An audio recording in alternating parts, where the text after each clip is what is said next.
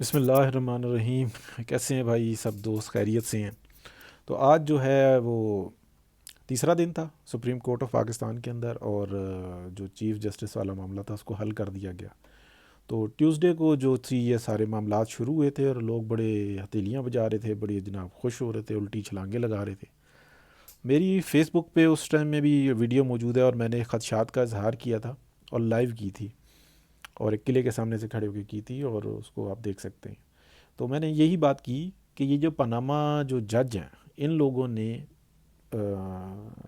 Establishment کے ساتھ مل کے اور پاکستان کے ساتھ، پورے پاکستان کے ساتھ مل کے واردات ڈالی، اور اس واردات کا نتیجہ یہ ہوا کہ پاکستان کو بدحال کر کے رکھ دیا ہے۔ اور اس میں ان کو کوئی افسوس نظر نہیں آتا، کسی جگہ پہ یہ نہیں کہتے کہ ہمارا ٹارگٹ جو ہے وہ اچیو نہیں ہوا۔ یہ بالکل صحیح ہے کہ بھئی ہم نے جناب چور پکڑ لی ہیں اور پاکستان کی عوام کی ایسی تیسی پھیر کے رکھ دی ہے۔ یہ سامنے سب چیزیں نظر آ رہی تھی۔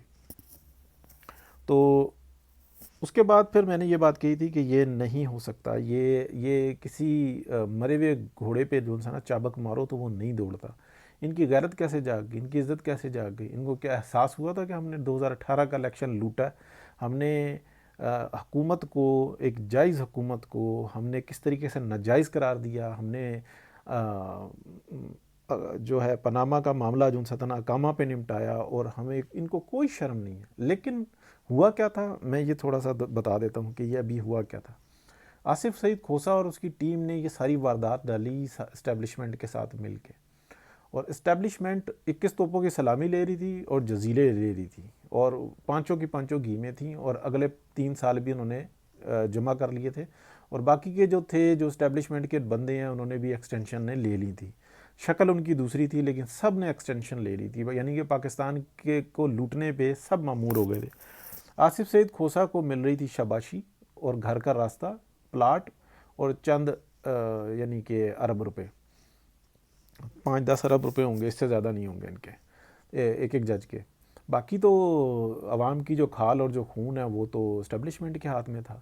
تو آصف سعید کھوسہ نے اپنی اہمیت کو، اپنی ویلیو کو بتانے کے لیے یہ کام کیا، ایک کیس کو، ایک درخواست ڈلوائی، پھر اس کے بعد اس کو ٹیک اپ کر لیا، پھر اس نے کہا نہیں ہم اس پہ فیصلہ ضرور سنائیں گے، اور سب کی دوڑیں لگوا دی، سب کی دوڑیں لگوا کے کل رات کے اندر جو لوگ آئے، جو گارنٹیز آئیں، تو ان کو بھی جزیرے مل گئے ہیں، اور انہوں نے پورا حصہ وصول کیا ہے۔ باقی جو ہے نا، پہلے ایک مثال مشہور تھی کہ بندہ ڈھیٹ ہونا چاہیے، شرم آنی جانی چیز ہے۔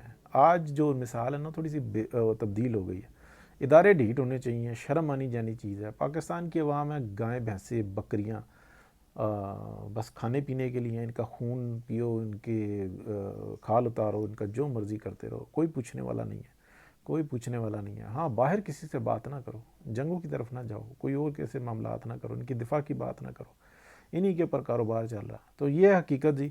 تو میں بس اس موقع پر آصف سعید کھوسہ اور ان کی ٹیم کو دل کی گہرائیوں سے مبارکباد پیش کرتا ہوں کہ انہوں نے واقعی میں بتایا کہ ہماری حیثیت کیا ہے، ہماری اہمیت کیا ہے۔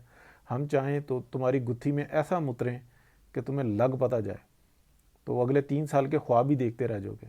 عزت کی اس ٹائم میں کسی کو نہیں ہے۔ بات یہ ہے کہ جہاں مال ہے تو وہ تو سب کچھ اچھا ہی اچھا ہے۔ پاکستان کی عوام کی تو ایسی کی تیسی ہیں ہی جانور، ان کی کیا، تو یہ ہے ہی، یہ فروخت ہو چکے ہوئے ہیں۔ اب صرف ہمارے پر عمل درآمد باقی ہے، اور ہو رہا ہے۔